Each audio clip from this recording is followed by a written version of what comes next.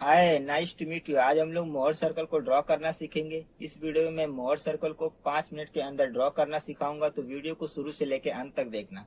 Video को कोई part miss मत करना। तो चलिए शुरू करते हैं। मोहर सर्कल को ड्रॉ करने के लिए हमें कम से कम 3 बातें पता होनी चाहिए। पहला है साइन कन्वेंशन।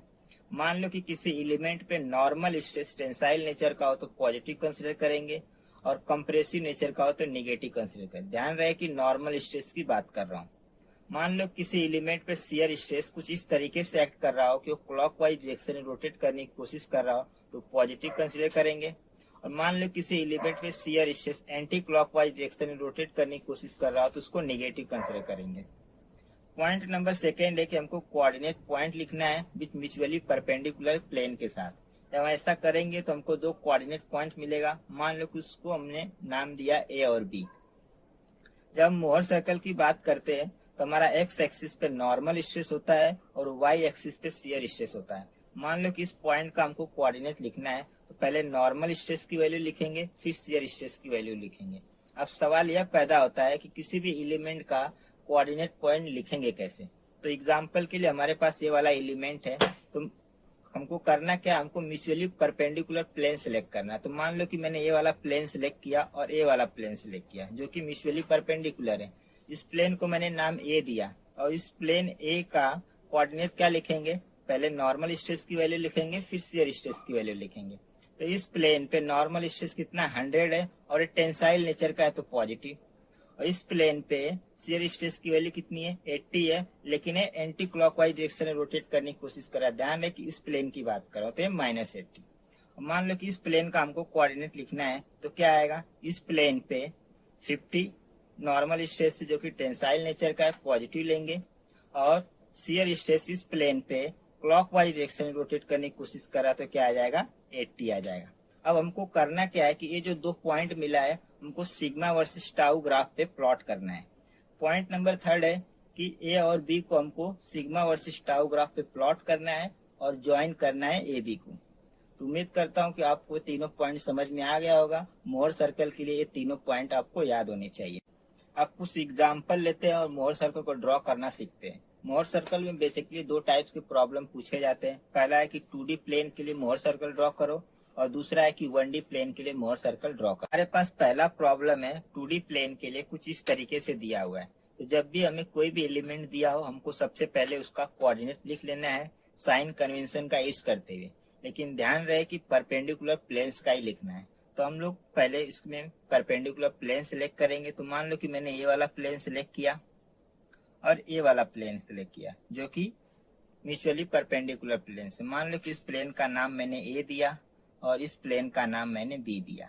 हमको क्या करना है कि ए प्लेन और बी प्लेन का कोऑर्डिनेट लिखना है। तो ए प्लेन पे नॉर्मल स्ट्रेस 150 का है, टेंसाइल नेचर का है तो पॉजिटिव लेंगे, और ए प्लेन पे शियर स्ट्रेस 50 का है लेकिन एंटी क्लॉकवाइज है तो -50 लेंगे। बी प्लेन पे नॉर्मल स्ट्रेस 100 का है जो कि टेंसाइल नेचर का है तो पॉजिटिव लेंगे, और बी प्लेन पे शियर स्ट्रेस क्लॉकवाइज है तो पॉजिटिव लेंगे। तो हमको पॉइंट ए और बी जो मिला है इसको सिग्मा वर्सेस टाउ ग्राफ पे प्लॉट करना है। तो ए पॉइंट कहाँ पर आएगा, 150 प्लस -50। मान लो कि ए यहाँ पर आ रहा है, मान लो कि ये पॉइंट ए है हमारा। पॉइंट बी कहाँ पर आएगा, 100 और 50, 100 और ये 50। मान लो कि ये पॉइंट हमारा बी है। अब हमको करना क्या है कि ए और बी को ज्वाइन करना है। तो जब हम ए और बी को ज्वाइन करेंगे तो ए बी जहां पर भी एक्स एक्सिस पे कट करेगा, ध्यान रहे कि एक्स एक्सिस पे जहां पर भी कट करेगा, न कि वाई एक्सिस पे, जहां पर भी कट करेगा उसको ओरिजिन मान के हमको एक सर्कल ड्रॉ करना है, और जो सर्कल ड्रॉ करेंगे वो हमारा मोहर सर्कल बन जाएगा, और ये जो है हमारा रेडियस बन जाता है। तो कुछ इस तरीके से इस एलिमेंट का मोहर सर्कल बनेगा।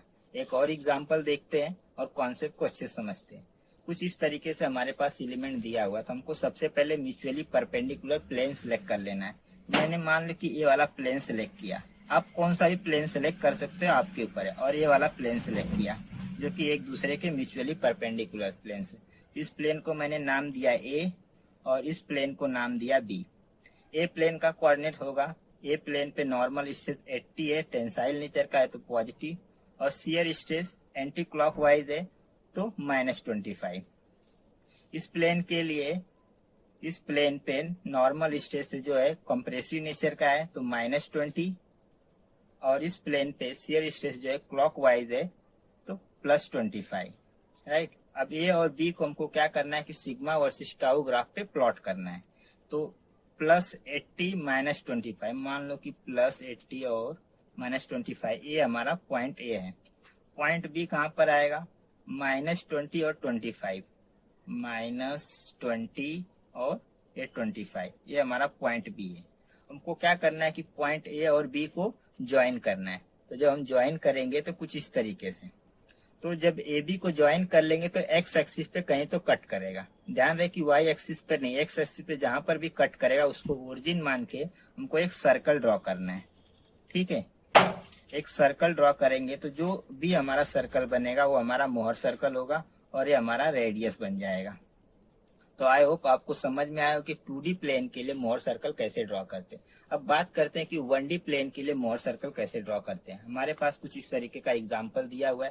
तो हमको सबसे पहले क्या करना है कि उसका कोऑर्डिनेट लिख लेना है म्यूचुअली परपेंडिकुलर प्लेन्स का। मैंने ये वाला प्लेन सिलेक्ट किया और ये वाला प्लेन सिलेक्ट किया। इस प्लेन का नाम मैंने ए दिया और इस प्लेन का नाम मैंने बी दिया। इस प्लेन पे नॉर्मल स्ट्रेस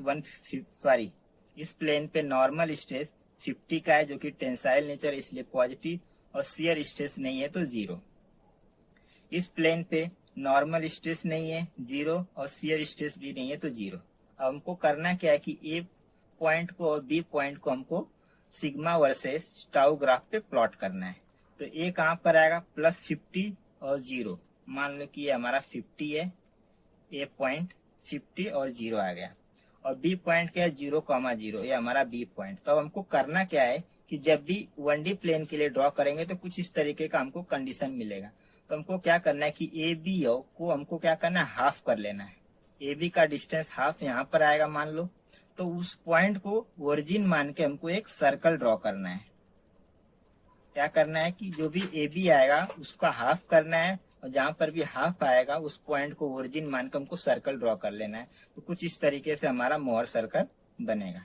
एक चीज और ध्यान देना कि जब भी 1D प्लेन के लिए मोहर सर्कल ड्रॉ करेंगे तो हमेशा वाई एक्सिस को टच करके सर्कल बनेगा, वाई एक्सिस को टच करके सर्कल बनेगा। तो आई होप आपको समझ में आया होगा कि किसी भी एलिमेंट का मोहर सर्कल कैसे ड्रॉ करते हैं। तो वीडियो पसंद आया तो लाइक शेयर कमेंट जरूर करना। आज के लिए बस इतना ही, मिलते हैं नेक्स्ट वीडियो में। Thank you.